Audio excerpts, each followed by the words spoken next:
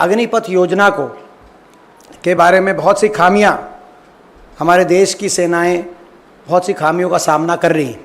अग्निपथ योजना, अग्निवीर भर्ती की योजना पहले दिन से हम कहते रहे हैं कि पूर्णतः ये योजना ना देश हित में है, ना देश की फौज के हित में है, ना देश के नौजवान के हित में है, ना देश की सुरक्षा के हित में है।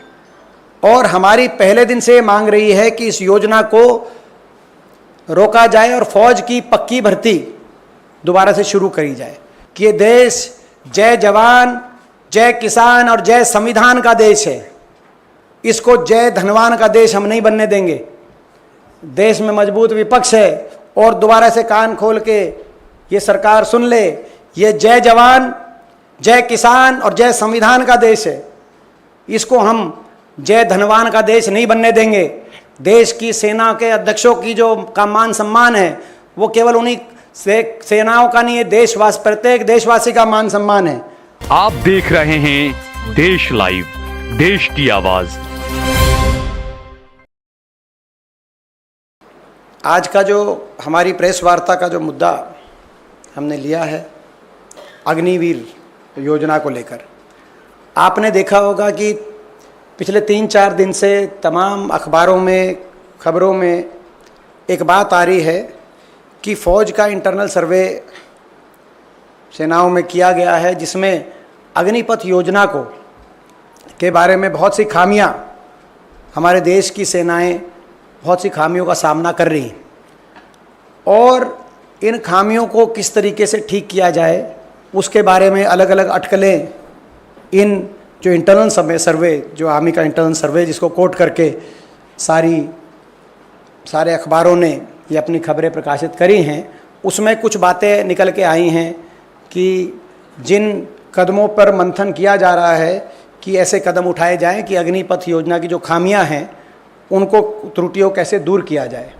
जिसमें उदाहरण के तौर पे कहा जा रहा है कि 4 साल से बढ़ाकर अग्निवीर का टेन्योर 7 साल किया जाएगा या 25% रिटेन करने की बजाय 60 से 70% अग्निवीरों को रिटेन किया जाएगा, या जो ट्रेनिंग पीरियड है वो 24 हफ्ते से बढ़ाकर 37 से 42 हफ्ते किया जाएगा। ये 3 बातें निकल के आ रही हैं खामियों के अलावा कि ये ऐसे कदम उठाए जा सकते हैं, इन पे मंथन हो रहा है। तो सबसे पहले तो भारतीय राष्ट्रीय कांग्रेस स्पष्ट करना चाहती है कि ये स्कीम अग्निपथ योजना, अग्निवीर भर्ती की योजना पहले दिन से हम कहते रहे हैं कि पूर्णतः ये योजना ना देश हित में है, ना देश की फौज के हित में है, ना देश के नौजवान के हित में है, ना देश की सुरक्षा के हित में है।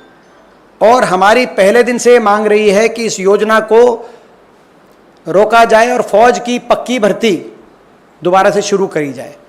और ये जो पार्शल रोल बैक की जो ये बातें आ रही हैं मीडिया में, हम इस तरह के अगर कोई सुझाव आ रहे हैं तो हम उनको रिजेक्ट करते हैं।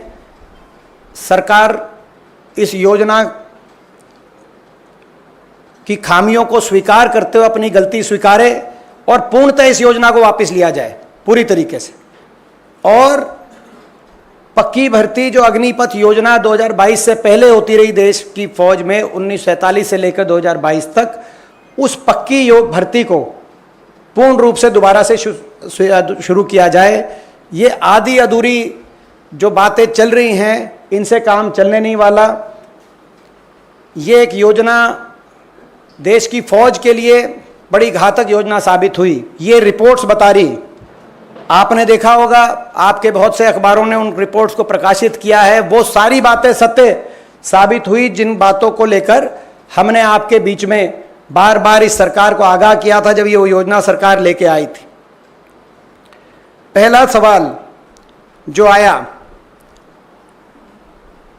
ये बड़ा महत्वपूर्ण सवाल है, हमने हमेशा उठाया। इंटरनल रिपोर्ट में, फौज की इंटरनल रिपोर्ट में आया कि अग्निवीर जो हैं उनके बीच में जो जज्बा पहले हुआ करता था फौज में, एक दूसरे से के साथ सहयोग करके चलने का जज्बा, एक दूसरे पे जान न्यौछावर करने का जज्बा, देश पे जान कुर्बान करने के जज्बे के साथ साथ एक दूसरे पर जान न्यौछावर करने का जज्बा, किसी कोई अगर घायल हो गया तो किलोमीटर पे किलोमीटर उसको अपने कंधों पर लेकर सुरक्षित जगह पहुंचाने का जज्बा, ये जो सारा जज्बा होता था, फौज की रिपोर्ट ये बता रही है कि इस जज्बे में कमी आई है। और क्योंकि 25% ही रखे जाएंगे, बाकी सबकी छुट्टी कर दी जाएगी, आपस में प्रतिद्वंदता और प्रतिस्पर्धा का माहौल अग्निवीरों में बन गया है, जो कि फौज की, किसी भी फौज की मजबूती के लिए और मनोबल के लिए अच्छा नहीं। और ये मैं आपको बता दूं कि फौज की सबसे बड़ी अगर हथियार किसी फौज के पास होता है तो उसका मनोबल होता है। किसी भी हथियार से बड़ा अगर कोई हथियार है तो फौज का मनोबल है। और ये अग्निवीर योजना फौज के इंटरनल सर्वे बता रहे हैं, जैसे सारे अखबारों में आया है, कि उस मनोबल के लिए और उस आपसी तालमेल, भाईचारे की, सहयोग की, आपस में एक दूसरे के लिए मर मिटने की भावना में जो गिरावट आई है, ये सबूत है इस बात का जो हमने शुरू से कहा था कि ये दूरदर्शी सोच के साथ ये योजना नहीं लाई गई। दूसरी बात, एक और बात आई है निकल के, ये इसमें आई कि जो ट्रेनिंग है वो ट्रेनिंग सफिशिएंट नहीं है। 6 महीने की ट्रेनिंग यानी कि 24 हफ्ते की ट्रेनिंग से जो अग्निवीर, उनकी जो परफॉर्मेंस है, वो ट्रेनिंग फौज ने पाया है कि वो ट्रेनिंग सफिशिएंट नहीं है। और इसीलिए ट्रेनिंग का जो पीरियड है उसको बढ़ाकर 37 से 42 हफ्ते, 24 हफ्ते से बढ़ाकर 37 से 42 हफ्ते करने की बात कही जा रही है। तो यानी कि ये कितना बड़ा घातक ये योजना साबित हुई देश के फौज के लिए। एक तरफ तो पूरी तरीके से ट्रेंड फौजी आपके चीन और पाकिस्तान के बॉर्डर पे खड़े हैं, और दूसरी तरफ ऐसे अग्निवीर जिनको पूरी ट्रेनिंग भी नहीं आपने दी, उनको उनके मुकाबले में खड़ा करने का काम आपने किया है। जो आज आपकी देश की फौज का इंटरनल सर्वे ये बता रहा है कि जो ट्रेनिंग की जो बात है, ये ट्रेनिंग की बात कहीं ना कहीं इससे नुकसान हुआ है। देश की फौज भी ट्रेनिंग की क्वालिटी से संतुष्ट नहीं है। ये भी एक गंभीर, बहुत गंभीर प्रश्न है। इसके साथ अगला सवाल जो इस रिपोर्ट्स के माध्यम से आया है कि भारत की लॉन्ग टर्म डिफेंस प्रिपेयर्डनेस को लेकर है। राष्ट्रीय सुरक्षा के लिए देश की फौज की जो भूमिका होती है और उसका जो फौज का जो स्तर होता है उसको लेकर है। जो टेक्नोलॉजी इंटेंसिव सर्विसेज है, ये भी हमने ये पॉइंट आपके बीच में रखा था कि उसमें जो सीनियर टेक्निकल पर्सनल जो फौज को जरूरत होती है, अग्निवीर, क्योंकि सभी अग्निवीर के माध्यम से आ रहे हैं, उसमें बड़ी शॉर्टफॉल आ चुकी है फौज में। और ये कहा गया है कि 2035 तक बड़ी भारी शॉर्टफॉल आ जाएगी। जो फौज जिस पे हमें नाज है, यानी कि हर रोज ये अग्निवीर योजना उस फौज की साख को गिराने का काम कर रही है। इतनी घातक योजना साबित हुई। ये बताता है कि यानी कि जहाँ पे टेक्निकल ट्रेनिंग की आवश्यकता है अच्छी तरीके से हमारी डिफेंस इक्विपमेंट को हैंडल करने के लिए, वहाँ पर हमने शुरू से ये बात कही थी, वो बात अब इस रिपोर्ट में भी आपके सामने आ चुकी। और अब कहा जा रहा है कि इन सभी बातों को देखते हुए 2-3 कदम उठाए जाएंगे। जैसे मैंने कहा, 4 से बढ़ाकर 7 साल की एक बात आ रही है चर्चा में। 25% जो रिटेन किए जा रहे अग्निवीर उससे बढ़ाकर 60 और 70% रिटेन किए जाएंगे। ये भी एक चर्चा का विषय आया है अखबारों के माध्यम से। और ये ट्रेनिंग को बढ़ाकर, सबसे पहले मैं अपनी बात जो हमने शुरू में मैंने जहाँ से जिस बिंदु से शुरू करी कि इस तरह की जो भी चर्चाएं हैं उनको हम रिजेक्ट करते हैं। अगर ये सुझाव आ रहे हैं इनको हम रिजेक्ट करते हैं। अग्निवीर योजना को हम रिजेक्ट करते हैं। और ये कोई राजनीतिक विषय नहीं है, क्योंकि देश की फौज और देश की सुरक्षा कभी राजनीति का विषय हो ही नहीं सकता। इस देश में कोई भी ऐसा नागरिक नहीं होगा जो ये नहीं चाहेगा कि हमारी देश की फौज मजबूत हो। हमारी देश की फौज दुनिया में सबसे मजबूती से देश की रक्षा करे। देश में कोई भी ऐसा नागरिक नहीं होगा, इसीलिए, और ना ही कोई राजनीतिक दल ऐसा होगा। तो आज इस पूरी तरह स्कीम को स्क्रैप करके पक्की भर्ती को दोबारा से शुरू करें, ये हम मांग इस सरकार से करना चाहते हैं। और आपने देखा भी होगा, चुनावों के नतीजे भी ये दर्शाते हैं, जो राज्य, जो प्रदेश जहां से ज्यादातर हमारी देश की फौज आती है, चाहे वो उत्तर प्रदेश हो, चाहे वो हरियाणा हो, चाहे पंजाब हो, चाहे महाराष्ट्र हो और चाहे तमिलनाडु, ये ऐसे प्रदेश हैं जहां से हमारे देश, चाहे केरल हो, हमारे देश की फौज का बड़ा हिस्सा इन प्रदेशों से आता है। वहां पर आपने देखा होगा, लोगों ने भी, केवल देश की फौज ने इसको रिजेक्ट नहीं किया, देश के जनमानस ने भी इस स्कीम को रिजेक्ट करने का काम किया है। और ये हमारा सवाल भी है कि ये योजना ना तो देश की सुरक्षा के हित में पाई गई, ना देश के नौजवान के हित में पाई गई, और ना देश के हित में पाई गई। तो ये योजना लाई कैसे? और ना ही ये भाजपा के घोषणा पत्र में थी, ये कोई भारतीय जनता पार्टी या किसी पार्टी की के घोषणा पत्र में नहीं थी। और इसको, योजना को लागू करने की मांग भी देश में कोई नहीं कर रहा था, ना फौज कर रही थी, कहीं देश का कोई नौजवान कर रहा था, ना भारतीय जनता पार्टी के घोषणा पत्र में ये योजना थी, ना देश का कोई वर्ग कह रहा था अग्निपथ योजना लेके आओ। तो ऐसे में सवाल ये उठता है, ये भी आज आपके माध्यम से हम पूछना चाहते हैं सरकार से, कि सरकार ये बताए कि ऐसा घातक सुझाव किसके, ना सिर्फ इस योजना को वापस करे, लेकिन सरकार ये भी बताए किसके सुझाव पर ऐसी घातक योजना जो देश की फौज को के लिए नुकसानदायक साबित हुई, सरकार लेके आई। क्योंकि आपने देखा होगा, पहले भी सरकार ने ऐसे फैसले किए, बाद में पता चला कि किसी ने उसका सुझाव दिया था। आपने देखा होगा 3 कृषि कानून, बाद में पता चला किसी और जगह से सुझाव आया था। और आपने देखा होगा नोटबंदी सुझाव कहीं और से आया था। तो ये अग्निपथ योजना का सुझाव कहाँ से आया, ये भी सरकार सार्वजनिक करे कि जब घोषणा पत्र में नहीं था आपकी पार्टी के, फौज ने मांग नहीं करी थी, देश में किसी वर्ग ने कहीं से इसकी मांग नहीं उत्पन्न हुई थी, तो ये किसके कहने पे योजना ये लाई गई, ये भी सार्वजनिक किया जाए। हम मांग करते हैं, देश की फौज हमारे देश का गौरव, एक ऐसी फौज जिस पर हम सबको गर्व है और जिसने हमेशा देश के तिरंगे को ऊंचा रखने का काम किया है।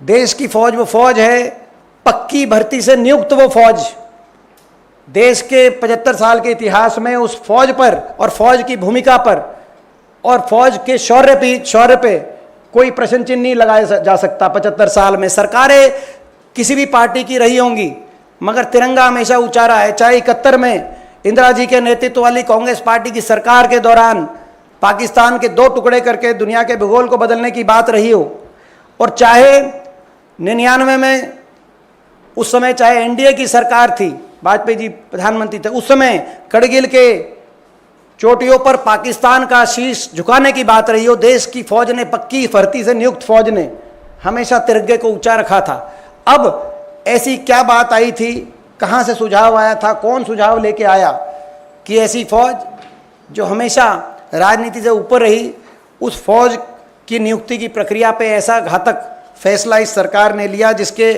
परिणाम वही आ रहे हैं जिनका आगाह हमने सरकार को किया था। ये हम सवाल पूछना चाहते हैं। इसमें एक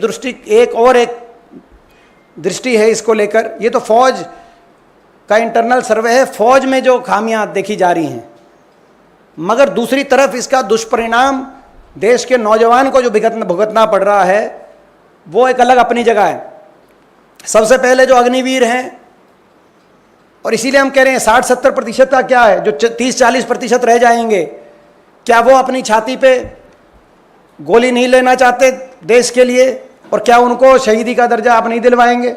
इसीलिए हमने कहा कि पूरी 100% पक्की भर्ती होनी चाहिए, 60-70% का कोई मायने नहीं, पहली बात। दूसरी बात, जो रुचि कम हुई है देश के नौजवान में भर्ती के प्रति, वो पूर्णतः सरकार की ये विफलता, इस नीति की विफलता है। देश के नौजवान में देशभक्ति की कमी नहीं है, लेकिन आज तमाम उन राज्यों में जहाँ से फौज आया करती, वहाँ के स्टेडियम गांव के खाली हो गए, सड़कें गांव की खाली हो गई। नहीं तो सुबह 4-5 बजे उठकर जो रेस दंड बैठक लगाने के लिए होड़ लगा करती थी हमारे नौजवान में देशभक्ति की भावना से लेस कि अपने देश के लिए मैं बॉर्डर पे जाके देश के लड़ूंगा। आज उन राज्यों में देश के बॉर्डर के लिए लड़ने की तो होड़ कम हो गई, और डंकी के रास्ते अमेरिका के बॉर्डर कूद कर अमेरिका जाकर हरियाणा जैसे प्रदेशों में ये स्थिति आ गई है। आप अंदाज़ा लगाएं, हरियाणा में, मैं एक ही प्रदेश का उदाहरण दूंगा, हर साल 5,500 की पक्की भर्ती होती थी हमारे प्रदेश में, अब केवल 900 अग्निवीर लिए जा रहे हैं, जिसमें से 200 पक्के किए जाएंगे, 225, बाकी घर आ जाएंगे। हाँ, 5,500 की पक्की भर्ती, और कहाँ 225 पक्के किए जा रहे हैं। जहाँ देश के लिए अपनी जान कुर्बान करने का जहाँ जज्बा था जिस नौजवान में, आज वो अपनी जान की कुर्बानी की बाजी लगाकर डंकी के रास्ते पनामा के जंगल से होते हुए अमेरिका का बॉर्डर क्रॉस करने की वहाँ का नौजवान सोच रहा है। ये स्थिति ला दी इस सरकार ने। आपने देखा होगा कि एक रिपोर्ट भी आई हरियाणा के नौजवान को लेकर, जिसमें रिपोर्ट में कहा, इंडिया एम्प्लॉयमेंट रिपोर्ट 2024, जिसमें कहा कि 55% पढ़े लिखे नौजवान हरियाणा प्रदेश के हरियाणा से बाहर रोज़गार का सपना लिए हुए बाहर जाने के प्रयास में है या जा चुके। तो ये स्थिति बन गई। इसके लिए जिम्मेदार तो इसका एक पहलू फौज की में जो खामियां हैं, जो इसका जो रिपोर्ट्स में है, और दूसरा पहलू हमारे नौजवान के अरमानों पे को जो चकनाचूर करने का काम किया गया, देश का नौजवान उसकी देशभक्ति की भावना पे जो चोट पहुंचाने का काम किया गया, दूसरा पहलू वो है। और इसका तीसरा पहलू और अंतिम पहलू, देश की फौज के प्रति जो देश की सरकार का रवैया रहा है जब से सरकार आई है, उस पर प्रश्न चिन्ह लग रहे हैं। अग्निवीर योजना बिना किसी चर्चा विचार विमर्श कर इतनी बड़ी देश की फौज, जिसने दुनिया में आपका हमेशा गौरव बढ़ाया, उस फौज की प्रक्रिया बदल दी, कहीं कोई चर्चा नहीं। और इसी तरीके से आपने देखा होगा शपथ ग्रहण समारोह प्रधानमंत्री जी का और केंद्रीय मंत्रिमंडल का जो शपथ ग्रहण समारोह था, उस शपथ ग्रहण समारोह में आपने देखा होगा कि शायद ऐसा किसी देश, दुनिया के किसी देश में इस तरह से अपनी सेनाओं का इस तरह का अपमान कभी नहीं किया गया होगा कि 5वीं और 6ठी पंक्ति में CDS को और तीनों सेनाओं के अध्यक्षों को वहाँ पे जगह मिली, जबकि अगली पंक्तियों में देश के उद्योगपति, देश के अभिनेता, बिजनेसमैन और धनाढ़ श्रेणी के लोग अगली पंक्तियों में बैठे थे। ये कैसा देश का सम्मान है, कैसा देश की फौज का सम्मान है, ये कैसी देशभक्ति है। मैं आखिरी बात करके अपनी बात समाप्त करता हूं, फिर आप प्रश्न ले सकते हैं, आपके प्रश्न ले सकते हैं। ये देश की सरकार को, ये हम देश की सरकार को मैं चेतावनी देना चाहता हूं कि ये देश जय जवान, जय किसान और जय संविधान का देश है। इसको जय धनवान का देश हम नहीं बनने देंगे। देश में मजबूत विपक्ष है, और दोबारा से कान खोल के ये सरकार सुन ले, ये जय जवान, जय किसान और जय संविधान का देश है। इसको हम जय धनवान का देश नहीं बनने देंगे। देश की सेना के अध्यक्षों की जो का मान सम्मान है, वो केवल उन्हीं सेनाओं का नहीं है, प्रत्येक देशवासी का मान सम्मान है। उनका इस तरह का अपमान को हम स्वीकार नहीं करेंगे, और अपनी मांग हमारी उस पर हम कायम है। जब ये संसद का सत्र आएगा, संपूर्ण विपक्ष इंडिया गठबंधन एकता से लड़ाई लड़ेगा और अग्निपथ योजना को वापस करा के ही दम लेगा। इसमें दोनों ही बातें जो आपने कहा, जैसे मैंने उदाहरण दिया हरियाणा का, ये हर प्रदेश का आंकड़ा हमारे पास उपलब्ध है और पूरे देश का भी आंकड़ा उपलब्ध है कि ना सिर्फ संख्या घटाई गई है, जैसे हरियाणा में हर प्रति वर्ष औसतन 5,500 पक्की भर्ती 1947 से लेकर और 2020 तक, जब कोविड में 2 साल की ब्रेक आई और उसके बाद ये अग्निपथ योजना की 5,500 पक्की भर्ती की जाती थी हरियाणा से। अब वहीं हरियाणा प्रदेश से केवल 923 अग्निवीर लिए गए, जिसमें से केवल 200 को पक्का किया जाएगा। तो जब इतनी संख्या में गिरावट आई है तो निश्चित तौर से आज आप कोचिंग सेंटर्स को जाके देखिए, आप महेंद्रगढ़ में देखिए, रेवाड़ी में देखिए, रोहतक में देखिए, भिवानी में देखिए, ये पूरा इलाका जहाँ से जिन जिलों से हमारे देश की फौज में सबसे बड़ा योगदान हरियाणा देता है, हर 10वां सैनिक हरियाणा से है, और बाकी प्रदेशों में भी आप चुरू झुंझुनू देखिए राजस्थान में, तो ये जो आप पंजाब में देखिए, तो उन जो कोचिंग सेंटर्स थे वो खाली हो गए हैं या उनकी संख्या पहले के मुकाबले बहुत कम रह गई है वहाँ पे प्रैक्टिस करने वालों की। तो ये आप अंदाज़ा लगा सकते हैं कि सरकार की नीति के दुष्परिणाम चारों चौतरफा हैं। ये सरकार में राजनाथ सिंह जी होंगे, उन्होंने कहा कि हम इस पे विचार कर रहे हैं, आत्ममंथन कर रहे हैं। राजनाथ सिंह जी अब वो जो है सरकार में, तो उनके पास सरकार की ओर से ही अधिकृत जवाब उनका माना जाए। बाकी भारतीय जनता पार्टी क्या कहती है उनको आपस में इस बात को। राजनाथ सिंह जी ने क्या कहा, पहली बात, और केवल राजनाथ सिंह ही नहीं, मैं कहता हूं कि भारतीय जनता पार्टी के जो बाकी जो सहयोगी दल हैं, जनता दल यूनाइटेड और एलजेपी चिराग पासवान और राष्ट्रीय लोक दल जयंत चौधरी, इन लोगों के क्या इस मामले को अग्निपथ योजना पर लेके इनका क्या स्टैंड रहा था, आप देखिए। सारे इनके सहयोगी दल, इनके स्वयं रक्षा मंत्री ये कह रहे हैं कि इस पर हम मंथन कर रहे हैं, यदि बदलाव की ज़रूरत होगी तो उस पर विचार किया जाएगा, ये भी उन्होंने कहा। तो इसीलिए हमारी बात है। एक और बात में एक पहलू रह गया था, अग्निपथ योजना से प्रतिवर्ष ये सरकार बचत जो करने की, जिसकी वजह से ये योजना लेके आई कि पेंशन नहीं देने पड़े, 1 रैंक 1 पेंशन की इन्होंने बात करी थी।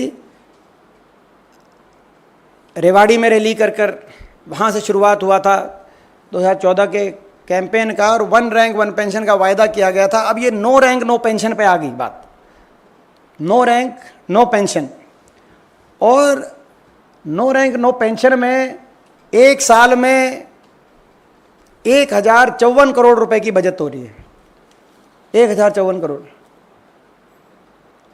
1054 करोड़ की बचत का मतलब है प्रति वर्ष जितना सरकार अपने प्रचार पे खर्च रही है, अखबारों और इलेक्ट्रॉनिक मीडिया में ऐड देने पर, उससे भी कम का बचत। सरकार थोड़ी ऐड पे अपनी कम खर्चती तो सेना को बचा लेती, लेकिन सेना को कच्चा करके सरकार ने उस बजट को, उतना ही बजट हर प्रतिवर्ष अपने प्रचार पे खर्च रही है सरकार। तो जिम्मेदार विपक्ष की भांति हम प्रश्न ना उठाएं तो आप बताइए क्या करें। कोरोना का टीका बनाने वाली कंपनी से इन्होंने जो चंदा लिया, अब चंदा ही ये ले रहे थे तो चंदों से काम चला लेते। सरकार का पैसा अपने प्रचार के लिए उतना ही खर्च कर रही है जितना अग्निपथ से बचत कर रही है फौज में। देश के करोड़ों नौजवानों के सपनों को तो ना तोड़ते, देश की फौज के मनोबल को तो कमज़ोर ना करते। वो तो देखिए, मैंने जैसे कहा पहले दिन, देश में ये राजनीति से ऊपर बात है। कोई पार्टी, कोई दल, कोई नागरिक ये नहीं चाहता कि देश की फौज कमज़ोर हो। सब चाहते हैं देश की फौज मजबूत हो, देश की फौज का मनोबल अच्छा हो। तो मगर भारतीय जनता पार्टी के अंदर आपने कहा कुछ लोग कह रहे हैं, वो जो चुनाव हारे हैं वो कह रहे हैं, वो जो जीते हैं उनको भी एहसास है, वो कह नहीं पा रहे, बेचारे जीत गए इसलिए भाजपा में, आपको पता है। लेकिन अगर कुछ लोग कह रहे हैं तो अच्छी बात है। जन भावना है ये, और ये जन भावना है, कोई हमारी भावना नहीं, कांग्रेस पार्टी की भावना नहीं है, ये देश की जन भावना है। आप लोग भी अभी जब नीचे हमसे बात करेंगे कहेंगे कि ये तो सही बात, तो ये देश की जन भावना है। जन भावना को स्वीकार करे सरकार और अग्निपथ योजना को पूरी तरीके से वापस ले और पक्की भर्ती दोबारा शुरू करे, अपनी गलती को माने। दीपेंद्र जी, सर, एनडीए में शामिल जेडीयू ने खुल करके ये अग्निवीर की समीक्षा की मांग की, तो जिस तरह से आप लोग कह रहे हैं कि इसको बंद किया जाए और वापस पुरानी भर्ती बहाली की योजना शुरू की जाए, क्या इसको लेकर कांग्रेस, जेडीयू, एलजेपी, आरएलडी जैसी पार्टियां, टीडीपी इनसे संपर्क करेगी, बातचीत करेगी कि अग्निवीर के मसले पर कम से कम ये कांग्रेस के स्टैंड का समर्थन करे? इसको लेकर क्या कांग्रेस की कोई रणनीति है? रणनीति जो भी संवैधानिक रास्ते हमारे पास उपलब्ध हैं, उस हर रणनीति से इस योजना को वापस करके देश में पक्की भर्ती दोबारा शुरू कराने के लिए कांग्रेस पार्टी नेतृत्व देगी। मैं ये भी एक आपको स्पष्ट कर दूं कि यदि इस योजना को वापस करके फौज के लिए अगर किसी ने आवाज़ उठाई है पक्की भर्ती दोबारा शुरू होने की, तो सर्वप्रथम राहुल गांधी जी ने, और लगातार उन्होंने इस योजना की कमियां भी सरकार को गिनवाई, बार बार मांग भी करी, और ना सिर्फ अग्निपथ को लेकर उन्होंने, मगर जो बहुत से ऐसे लाखों की संख्या में आपको पता है ऐसे नौजवान जिनको पक्की भर्ती के माध्यम से जो चयनित हो गए थे फौजी, आपको पता है ना, उसका 1.5-2 लाख फौजी जो चयनित हो गए नौजवान, उनको ज्वाइनिंग नियुक्ति नहीं मिली क्योंकि अग्निपथ योजना की, वो पक्की भर्ती में क्योंकि चयनित हो गए थे 2019-20 के। राहुल गांधी जी ने उनके लेकर भी, उनके अधिकारों को, उनके भविष्य को लेकर भी यदि किसी ने आवाज़ उठाई है तो माननीय राहुल गांधी जी ने उस बात को उठाया। तो कांग्रेस नेतृत्व देगी इस मुद्दे को, और इसकी वापसी के लेकर हम सरकार से जो है सरकार पर दबाव बनाएंगे। अजय जी, ये भी एक अच्छा सुझाव है, और ये भी मैंने जैसे कहा कि जो हमारे पास तमाम रास्ते उपलब्ध हैं जिसको लेकर दबाव बनाया जाए सरकार पे, उनमें से एक ये भी है। और हमारी जो संसदीय दल के कोर ग्रुप की जो बैठक होगी और जो हमारा जो रणनीति बनेगी वो आपके सामने हम स्पष्टता से रखेंगे, मगर हर उस रास्ते पे विचार किया जाएगा जिसको अख्तियार करके हम सरकार पे दबाव बना सके, इंक्लूडिंग 267। अजय जी, देखिए, मैं हरियाणा इस आपके माध्यम से सभी तमाम हरियाणा वासियों का बहुत बहुत धन्यवाद करता हूं कि हरियाणा वासियों ने जिस तरीके से दिल खोल करके कांग्रेस पार्टी का साथ और समर्थन दिया इस चुनाव में, लोकसभा चुनाव में एक बहुत बड़ी कांग्रेस पार्टी की जीत हुई है हरियाणा के अंदर, और इसके लिए सभी हरियाणा वासी धन्यवाद के, बधाई के पात्र हैं।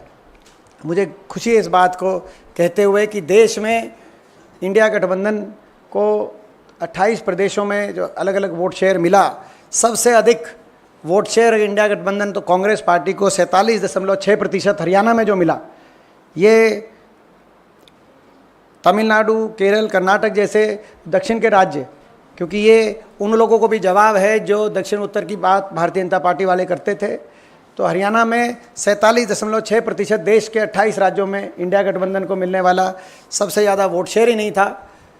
अगर तमाम राज्यों में अगर वोट अपस्विंग देखें पिछली बार के मुकाबले में कितना वोट प्रतिशत बढ़ा, तो कांग्रेस पार्टी का सबसे ज़्यादा 19.7% अगर वोट कहीं बढ़ा देश में तो हरियाणा के अंदर बढ़ा।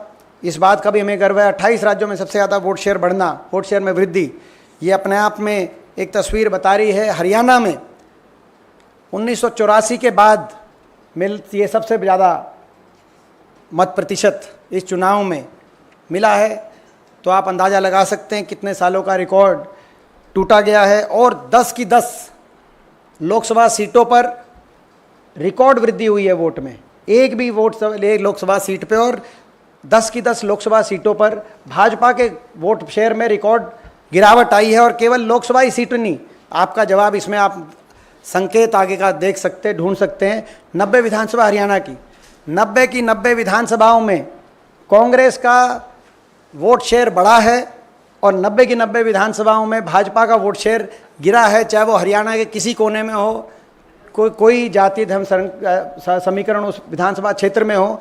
तो ये पैन हरियाणा का एक संकेत आप अंदाज़ा इसका लगा सकते हैं, और ये संकेत स्पष्ट है। लोगों ने एक स्पष्ट संकेत दिया हरियाणा वासियों ने कि हरियाणा में बदलाव निश्चित है, हरियाणा में भाजपा की सरकार जा रही है और 3 महीने के बाद हरियाणा में कांग्रेस पार्टी की सरकार आ रही है। ये लोगों ने स्पष्ट संकेत दिया है, और ये संकेत बीजेपी भी समझ गई। इसीलिए इलेक्शन से 1 हफ्ते पहले उनको अपने मुख्यमंत्री का चेहरा भी बदलना पड़ा। फिर भी चुनाव के बीच में आपने देखा होगा 3-3 निर्दलीय विधायक भाजपा से समर्थन वापस लेकर उन्होंने उदय भांजी और हुड्डा साहब के हाथ में समर्थन पत्र देने का काम किया, कांग्रेस पार्टी को समर्थन देने का काम किया। आज ये भाजपा की प्रदेश की सरकार अल्पमत में सरकार आ गई है। अल्पमत में जो असंवैधानिक रूप से चल रही है हरियाणा में सरकार, मैं आप लोगों को ये भी जानकारी मिला दूं, अल्पमत में तो केंद्र की सरकार भी आ गई है, लेकिन कम से कम इनके सहयोगी दल हैं जो इनका संख्या बल पूरा कर रहे हैं। हरियाणा में तो सहयोगी दल के साथ गठबंधन भी टूट गया है। ये 42 विधायकों की सरकार है, जिसके साथ गठबंधन था वो भी टूट गया है, और जिसके साथ गठबंधन किया था दुष्यंत चौटाला की जेजेपी पार्टी, वो बीजेपी के साथ गए। इतना लोगों को इस बात से तकलीफ हुई कि उनकी नोटा से भी कम वोट आई हरियाणा में उस पार्टी की 10 सीटों मिलाकर। तो कहने का मतलब ये है कि हरियाणा में पिछली बार हम मात्र 10 सीटों पे आगे थे। अब मैं आपके प्रश्न का जवाब, 10 सीटों पे आगे थे, लेकिन जब चुनाव हुआ और भाजपा थी 79 सीट, 79 सीटों पे भाजपा की बढ़त थी। विनीत जी को भी याद होगा, 79 सीटों पे भाजपा की बढ़त थी। इसलिए बीजेपी ने 75 पार का नारा दिया था, जैसे यहाँ 400 पार के दे दिया। लेकिन वो जब 3 महीने बाद चुनाव आया तो वो 79 से घट के 40 पे आ गए और कांग्रेस 31 पे आ गई। और भाजपा वालों ने कहा, जब उन्होंने सवाल पूछा कि भाई ये इतना कैसे गिरावट आ गई 3 महीने में, तो बोला कि हम जो है हम प्रधानमंत्री के चेहरे पे जो चुनाव लड़ रहे थे। तो अब तो जब उनका चेहरा था तो तब भी हमारी सीट ज़्यादा है, हम 46 पे हमारी बहुमत आई है, हम आगे हैं, हमारा वोट शेयर भी ज़्यादा है। उन्हीं को हरियाणा वासियों ने रिजेक्ट करने का काम किया। मैं बधाई देना चाहता हूँ राहुल गांधी जी को। राहुल गांधी जी की जो भारत जोड़ो यात्रा, वो भारत जोड़ो यात्रा हरियाणा में जब आई, उसी दिन से ये स्पष्ट हो गया था कि हरियाणा वासियों ने रुख बना, जब आई उसी दिन से ये स्पष्ट हो गया था कि हरियाणा वासियों ने रुख बना लिया था कि हरियाणा वासी कांग्रेस पार्टी का साथ देंगे। और इसीलिए इन लोकसभा चुनावों में भाजपा को करारी हार देने का हमने काम किया। ये इशारा इस तौर कर रही है कि ये भाजपा हमारे देश के प्रजातंत्र को देश में प्रचार तंत्र की ओर धकेलना चाह रही है कि बजट काटो, और वो बजट अपने प्रचार में, मैंने जैसे कहा कि अग्निपथ योजना में जितनी सेविंग कर रहे हैं फौजियों की पेंशन काट के, उससे ज़्यादा अपने हर साल प्रचार में कर रहे हैं खर्च। तो ये प्रजातंत्र नहीं, प्रचार तंत्र की तरफ ये भाजपा की नीति रही है। और ये रेलवे की जो आपने बात करी, ये भी ज्वलंत उदाहरण है कि लगातार ये जो एक्सीडेंट्स हो रहे हैं पूरे देश में, ये दर्दनाक, दुखदाई हैं। और ख़ास तौर पे ये पीड़ादायक इसीलिए हैं कि भारतीय जनता पार्टी बड़े बड़े इश्तिहार निकालती है। अगर कुछ रेल में कोई एक डब्बा भी बन जाए तो उस डब्बे का भी एडवर्टाइज़ करने का काम करती है। लेकिन हकीकत जो आपके साथ जो आज आंकड़े बता रहे हैं कि कवच योजना केवल 2000 किलोमीटर के लिए, जबकि कहा गया कि हम 34,000 किलोमीटर के लिए लाएंगे योजना, और 2000 किलोमीटर का बजट दिया गया। तो हकीकत में और मार्केटिंग बहुत फ़र्क अंतर है, जिसका खामियाजा सभी यात्रियों को अपनी जान माल को गवा के करना पड़ रहा है। देश की सरकार को इस पे जवाब देना चाहिए। देखिए, पहली बात जो आपने कहा कि ईवीएम की बात जहाँ तक है, हमारी पार्टी का एक स्टैंड रहा है, हमारे नेतृत्व का इस पर एक बड़ा स्पष्ट स्टैंड रहा है कि चुनाव की किसी भी प्रजातंत्र, ख़ास तौर पे देश जो हमारा दुनिया का सबसे खूबसूरत प्रजातंत्र है, उसमें चुनाव प्रक्रिया की साख पे प्रश्न चिन्ह नहीं उठने चाहिए। ये जिम्मेदारी देश की इलेक्शन कमीशन को निभानी चाहिए। देश के इलेक्शन कमीशन को इस रूप से अपनी जिम्मेदारी वो निभाए कि कहीं भी कोई प्रश्न उठने की गुंजाइश ही ना हो। ये जिम्मेदारी है देश के इलेक्शन कमीशन की। लेकिन यहाँ तो इलेक्शन कमीशन की भूमिकाओं पे ही प्रश्न उठते हैं। चुनाव की प्रक्रिया को लेकर अनेक प्रश्न उठते हैं। पिछला मेरा स्वयं का पिछला लोकसभा चुनाव का जिस रूप से जो है कई गिनती प्रक्रिया हुई थी, वो प्रश्न चिन्ह आज भी मेरे मस्तिष्क में है। तो कहने का मतलब ये कहीं ना कहीं देश के प्रजातंत्र को की साख को बनाने के लिए इलेक्शन कमीशन को निष्पक्षता से काम करना चाहिए। जहाँ तक हरियाणा की बात है, हरियाणा में कांग्रेस एकजुट है।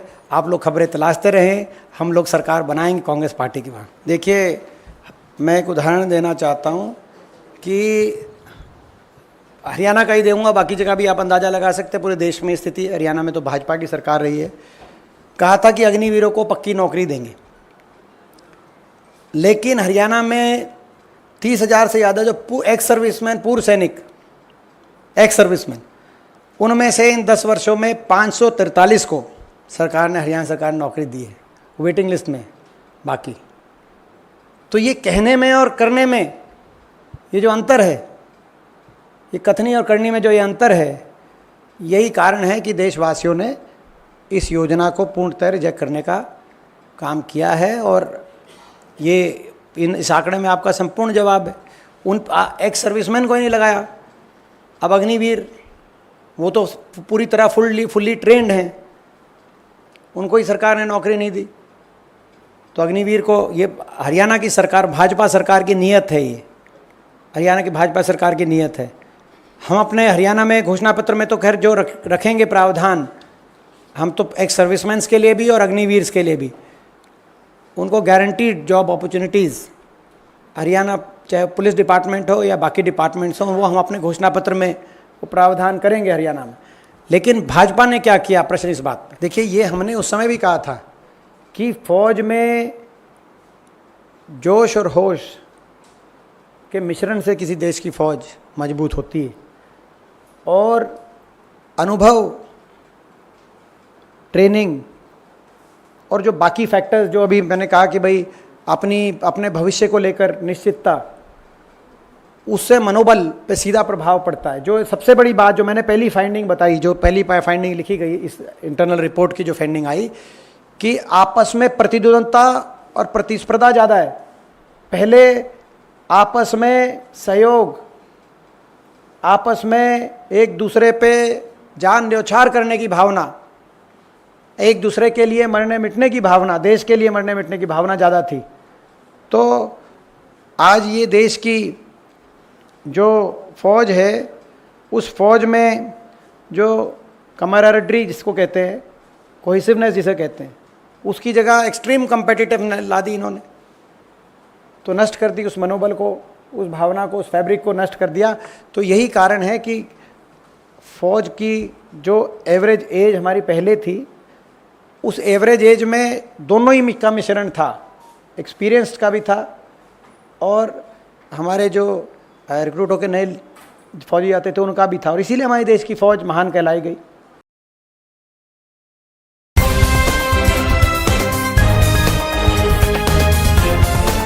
देश और दुनिया की तमाम छोटी और बड़ी खबरों के लिए हमारे चैनल को सब्सक्राइब करना न भूलें और बेल का बटन जरूर दबाएं।